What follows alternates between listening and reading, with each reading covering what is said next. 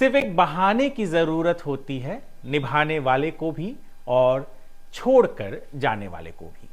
ये जो लाइन है ये रूमानी बातों में ज्यादा अच्छी लगती है, पर भारत और महाराष्ट्र की राजनीति से भी इसका उतना ही ताल्लुक है जितना कि एक आम तौर पे कपल के साथ भी होता है। नमस्कार, मैं हूं वरुण सिंह और आप देख रहे हैं भारतवर्ष विद वरुण सिंह। आप भी सोचिएगा कि एक शायरी से आज की शुरुआत की।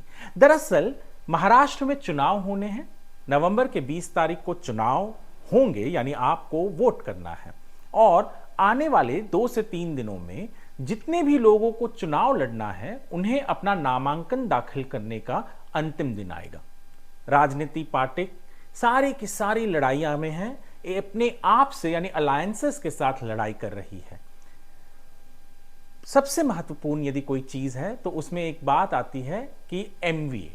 दरअसल महाविकास आघाड़ी, जिसके अंदर 3 प्रमुख राजनीतिक दल हैं, कांग्रेस, उद्धव ठाकरे की शिवसेना और शरद पवार की एनसीपी। लोकसभा चुनाव में इन 3 पार्टियों ने अपने कैंडिडेट्स के नाम बहुत पहले ही लोगों के सामने ला दिए थे और वही एक कारण बना था कि उनके पास तैयारी करने के लिए समय ज्यादा था और लोकसभा चुनाव में उनका जो परिणाम आया जो लोगों के सोच के विपरीत था, यानी उन्होंने बाजी मार ली थी। पर यही हथकंडा इस बार भारतीय जनता पार्टी के साथ जो शिवसेना है उन्होंने और एनसीपी अजीत पवार की, इन तीनों पार्टियों ने मिलकर अपना जो नामांकन भरने के बहुत दिन पहले ही कैंडिडेट्स की लिस्ट सामने ला दी। और ये लोग कहते हैं कि 182 कैंडिडेट्स की लिस्ट उन्होंने जो डिक्लेयर किया, जिसमें 99 भारतीय जनता पार्टी के हैं, 45 कुछ शिवसेना के हैं और 35 से 38 कुछ एनसीपी अजीत पवार के हैं, यानी 182 कैंडिडेट्स के नाम उन्होंने पहले ही बता दिया। पर एमवीए में जो रसाकनी, जो खींचातनी है वो आज भी कायम है। दरअसल कल यानी 23 तारीख को एमवीए की शाम को प्रेस कॉन्फ्रेंस हुई। जो प्रेस कॉन्फ्रेंस 4 बजे होनी थी, 4 से 5, 5 से 6, 6 से 7 और फाइनली 8 बजे शाम को ये प्रेस कॉन्फ्रेंस हुआ। और इस प्रेस कॉन्फ्रेंस में भी जो बातें हुई उस बातों से कहीं ना कहीं जो एमवीए का गठजोड़ है वो टूटता हुआ नजर आया। दरअसल प्रेस कॉन्फ्रेंस चल ही रहा था जहां पर नाना पाटोले, जो कांग्रेस के अध्यक्ष हैं महाराष्ट्र के, उन्होंने कहा कि हम तीनों पार्टियां 85 सीटों पर लड़ेंगी और जो बची हुई 18 हैं, पता नहीं कौन सा गणित है क्योंकि 85 270 तो नहीं होते और उसके अलावा 288 सीट है तो 33 सीट बचते हैं। पर उन्होंने कहा कि जो बचे हुए 18 हैं उन्हें वो मित्र पक्ष, जो छोटे पार्टियां हैं, उनको दे देंगी। पर जब तक ये अनाउंसमेंट चल ही रहा था उसी दरमियान उद्धव ठाकरे की जो शिवसेना है उसने 65 अपने कैंडिडेट्स के नाम डिक्लेयर कर दिए। अब इसको लेकर एमवीए में एक असंतोष हो गया।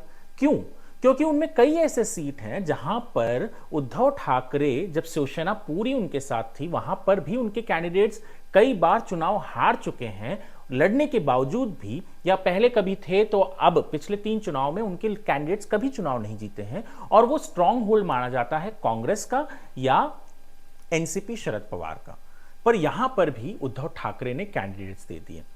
इन कैंडिडेट्स के नाम अनाउंस होने ही थे कि जो सपोर्टर्स थे खास करके कांग्रेस के, उनमें एक रोष आ गया। रोष इस चीज का कि कहीं उद्धव ठाकरे उनकी जो मौजूदगी है जहां पर, वहां पर अपने कैंडिडेट्स देकर उनका नींव तो कहीं कमजोर नहीं कर रहा है। दरअसल गौरतलब है कि कुछ दिन पहले ही उद्धव ठाकरे ने एक भाषण देते हुए कहा था कि एक फॉर्मूला, जब वो भारतीय जनता पार्टी के साथ थे तब उन लोगों ने तय किया था कि जिसका भी ज्यादा एमएलए होगा उसका सीएम बनेगा।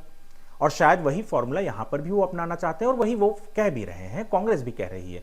तो जब वो ज्यादा ऐसे जगहों पर दे रहे हैं, सीट्स अपने कैंडिडेट्स खड़े कर रहे हैं जहां पे कांग्रेस है और एनसीपी है, तो स्वाभाविक है कि जो दूसरी पार्टी है यानी एनडीए है वो वहां बाजी मार जाएगी। तो कांग्रेस के और एनसीपी के, यानी शरद पवार के एनसीपी के सीट्स कम हो सकते हैं। और जब जब फाइनल रिजल्ट आएगा और ये तीनों पार्टी एक साथ आएंगी, तब ऐसा भी हो सकता है कि उद्धव ठाकरे के पास इन दोनों पार्टियों से ज्यादा लोग होंगे और शायद यही वो चाहते हैं। और इसी कारण ये जो असंतोष है कांग्रेस में और राष्ट्रवादी जो शरद पवार की जो पार्टी है, जो असंतोष है वो लोगों का उजागर हो रहा है। कई ऐसे पत्रकार हैं, कई ऐसे लोग हैं जो एमवीए की तरफ से बोल रहे थे और उद्धव ठाकरे की तारीफ कर रहे थे, पर कल शाम होते होते जब जैसे ही उन्होंने लिस्ट निकाला, वो लिस्ट निकालने के बाद लोगों के अंदर का रोष सामने आ गया और वही सबसे बड़ा एक चिंता का कारण बन गया है कि हरियाणा चुनाव के पहले जहां लोग कह रहे थे कि एमवीए महाराष्ट्र में सरकार बना सकती है क्योंकि उन्होंने लोकसभा में अच्छा एक परिणाम, एक अच्छा परफॉर्मेंस दिया, तो उस कारण अब वही लोग कह रहे हैं कि कहीं उद्धव ठाकरे की और उनकी पार्टी की इस गलती ने ये तो नहीं कर दिया कि सरकार महायुति की बन जाए। दरअसल उद्धव ठाकरे जिस तरीके से बिहेव कर रहे हैं ये कांग्रेस के लिए शायद नया हो, पर इसी तरीके से वो बीजेपी के साथ बिहेव किया करते थे। भारतीय जनता पार्टी और उद्धव ठाकरे की जो जॉइंट या यूनाइटेड शिवसेना का है, उन्होंने एक साथ 2019 में चुनाव लड़ा था, पर जैसे ही चुनाव खत्म हुआ, रिजल्ट आए, तब तक उद्धव ठाकरे ने एक तरीके से कम्युनिकेशन भारतीय जनता पार्टी के साथ रोक दिया। और यही चीज कल भी सामने आया कि कई न्यूज चैनल्स ने रिपोर्ट किया कि उद्धव ठाकरे 4 बजे की प्रेस कॉन्फ्रेंस के पहले जो मीटिंग करनी थी, कई बार कांग्रेस के और राष्ट्रवादी कांग्रेस शरद पवार के नेता उनको फोन कर रहे थे, पर वो फोन पर नहीं आ रहे थे। तो जो नाराजगी, जो अकेलापन या जो अपनी मनमानी उद्धव ठाकरे करते आए हैं वो यहां पर जाहिर हुआ। पर जो निश्चय उन्होंने किया है या उनकी पार्टी ने जो कैंडिडेट्स के लिस्ट बनाए हैं, इससे सबसे ज्यादा नुकसान यहां पर भारतीय जनता पार्टी या एकनाथ शिंदे की शिवसेना या अजीत पवार की एनसीपी को न होते हुए उनके ही अलायंस के लोग कह रहे हैं कि सबसे ज्यादा नुकसान इससे एमवीए को ही होगा।